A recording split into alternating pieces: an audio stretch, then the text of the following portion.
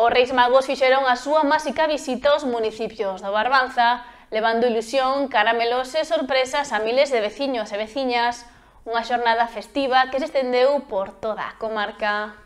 En Ribeira, os Reis Magos chegaron a bordo dun autobús antigo dos anos 50, sorprendendo a grandes e pequenos.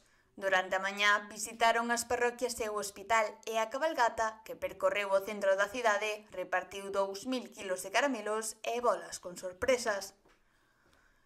No caso da Pobra, os Reis Magos optaron por descapotables para percorrer as parroquias e achegarse á residencia de maiores. A comitiva saiu do muelle comercial e percorreu o centro da vila antes de rematar a súa xira no pabillón de Venecia cunha gran festa.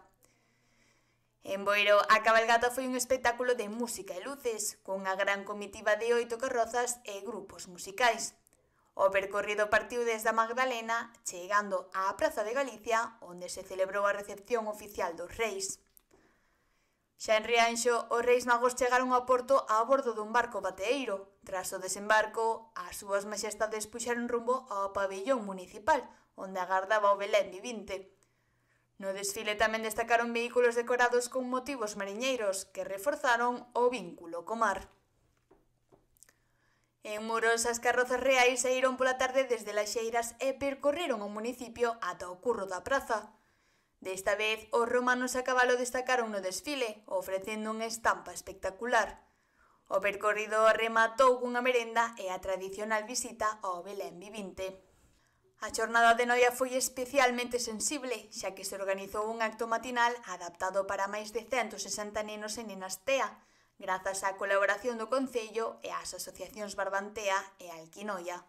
Pola tarde, 7 grandes carrozas percorreron as rúas de Noia. Lousame recibiu aos Reis Magos na Casa da Cultura. Unha das novidades foi a creación de horarios sen música e con luz tenue, permitindo que os nenos con necesidades especiais tamén puideran desfrutar da festa sen sobresaltos. O evento foi un exemplo de inclusión e accesibilidade. A maxia comezou cedo en Porto do Son, onde os reis percorreron o municipio en carroza, visitando as parroquias e o centro de día.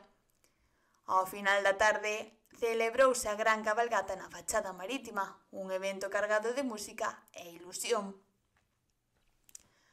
A xornada continuou en Outes, onde a recepción real tivo lugar no pabellón da Serra de Outes. Pola tarde, a cabalgata percorreu as rúas do municipio antes de rematar cunha gran chocolatada na Praza de Galicia, facendo felices a todos os presentes, nenos e maiores por igual.